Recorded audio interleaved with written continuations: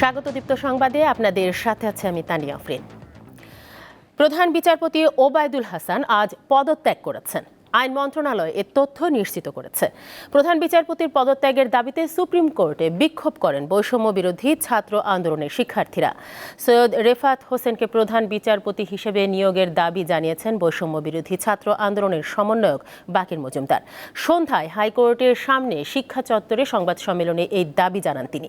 বলেন, আগামীকাল সকাল ৯টার মধ্যে তাদের দাবি মেনে নিতে হবে, তা না হলে আগামীকাল পরবর্তী কর্মসূচি ঘোষণা করা হবে বলেও জানান তিনি।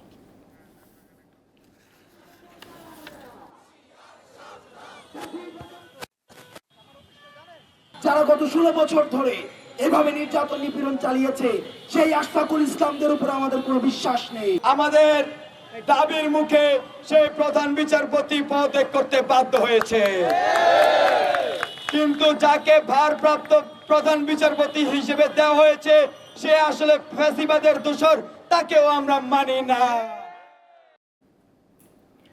ছাত্র আন্দোলনে নিহত রংপুরের বেগম রোকেয়া বিশ্ববিদ্যালয়ের শিক্ষার্থী আবু সাইদের বাড়িতে গিয়ে তার কবর জিয়ারত করেছেন অন্তর্বর্তীকালীন সরকারের প্রধান উপদেষ্টা ডক্টর মোহাম্মদ ইউনূস।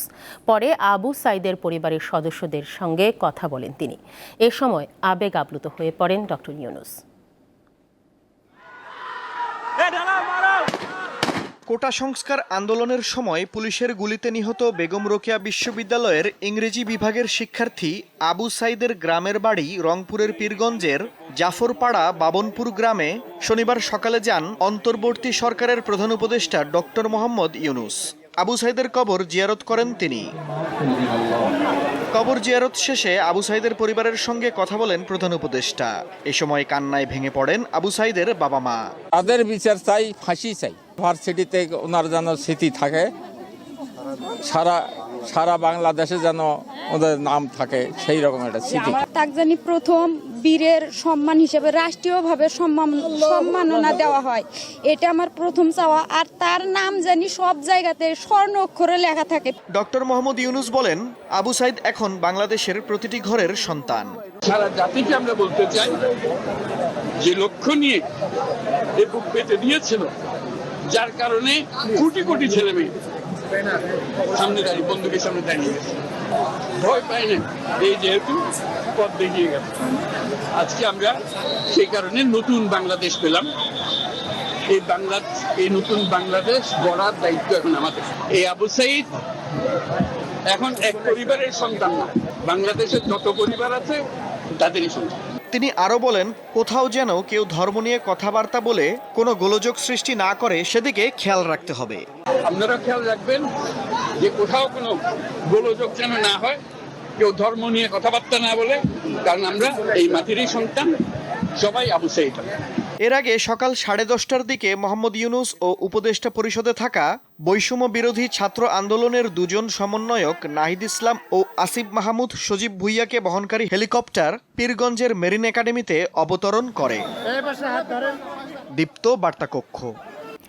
রাজনৈতিক দলগুলোর গণতান্ত্রিক নির্বাচনের আকাঙ্ক্ষা আর শিক্ষার্থীদের দেশ সংস্কারের প্রত্যাশা পূরণে যতদিন সময় লাগবে অন্তর্বর্তীকালীন সরকার ততদিন থাকবে, এমনটাই জানালেন আইন উপদেষ্টা আসিফ নজরুল। আর অর্থ উপদেষ্টা জানান, ব্যাংক খাতে আস্থা ফেরানো ও সামষ্টিক অর্থনীতিতে গতি আনতে কাজ করবে সরকার। আজ সচিবালয়ে এসব কথা বলেন তারা।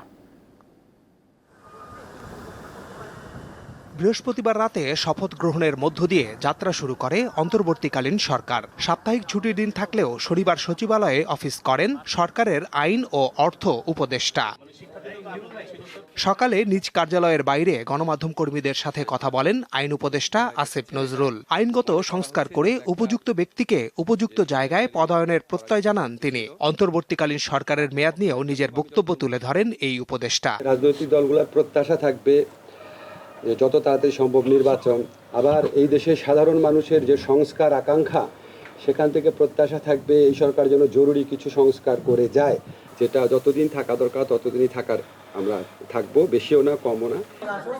বেলা 3টার দিকে সচিবালয়ে আসেন অর্থ উপদেষ্টা সালেউদ্দিন আহমেদ। তিনি জানান, ব্যাংক খাতে আস্থা ফেরানো চ্যালেঞ্জিং হলেও আর্থিক খাতে সংস্কারে উদ্যোগী হবেন তিনি। ব্যাংকের উপর আস্থা, বাংলাদেশ ব্যাংকের কার্যকলাপ সম্পূর্ণ চালু হোক, তারপরে সংস্কারগুলো আসবে।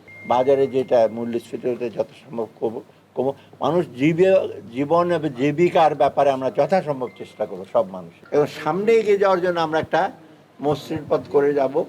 আমরা তো খুব একেবারে বেশি দিন আমরা থাকাদের ইচ্ছা নাই করে পরবর্তী পর্যায়ে বাংলাদেশকে কিন্তু আরো দ্রুত নিয়ে যেতে পারে। সাংবাদিকদের এক প্রশ্নের জবাবে তিনি জানান, পদত্যাগ করা বাংলাদেশ ব্যাংকের গভর্নরকে ফেরানো হবে কিনা রবিবার সিদ্ধান্ত হবে।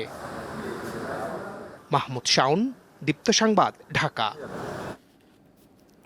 বাংলাদেশের চলমান পরিস্থিতিতে ভারত বাংলাদেশ সীমান্তে নজর রাখতে মোদী সরকার একটি কমিটি গঠন করেছে বলে জানিয়েছেন ভারতের স্বরাষ্ট্রমন্ত্রী অমিত শাহ।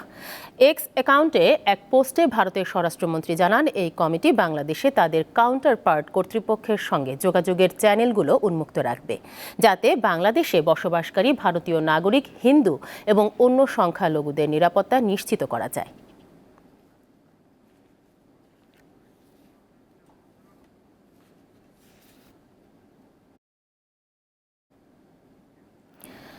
বাইরের চাকচিক্য থাকলেও বিসিবিতে কাজের স্বচ্ছতা খুব কম বলে মনে করেন ক্রিকেট কোচ ও বিশ্লেষক নাজমুল আবেদিন ফাহিম। স্বেচ্ছাচারিতার কারণে দেশের ক্রিকেট এগোয়নি বলেও মন্তব্য করেন তিনি। খুব কাছ থেকে দেখার সুযোগ পেয়েছি। আমার মনে হয় না যে বিসিবি খুব একটা ডিসিপ্লিন একটা অর্গানাইজেশন, যেটা বাইরে থেকে অনেকেই মনে করে এর চাকচমক দেখে মনে করে বা অনেক কিছু দেখে মনে হয় যেন বিসিবি বোধহয় দারুণ একটা অর্গানাইজেশন, কিন্তু আমার মনে হয় যে এটার যে অপরচুনিটি ছিল, বিসিবিতে যে অপরচুনিটি ছিল, সেটার ম্যাক্সিমাম ইউটিলাইজেশন মোটেই হয়নি। সেটা অনেকগুলো কারণেই হয়নি, অনেকের ইচ্ছাকৃত ভুলের কারণেও হয়নি। সো আমার মনে হয় যে এখানে পরিবর্তন আনার দরকার। এ ছিল এখনকার মতো। আমাদের পরবর্তী সংবাদ রাত 11টায়। দর্শকের তথ্য ও বিনোদনের খবর পেতে যুক্ত থাকুন দীপ্ত ডিজিটাল প্ল্যাটফর্মগুলোতে। ধন্যবাদ সবাইকে।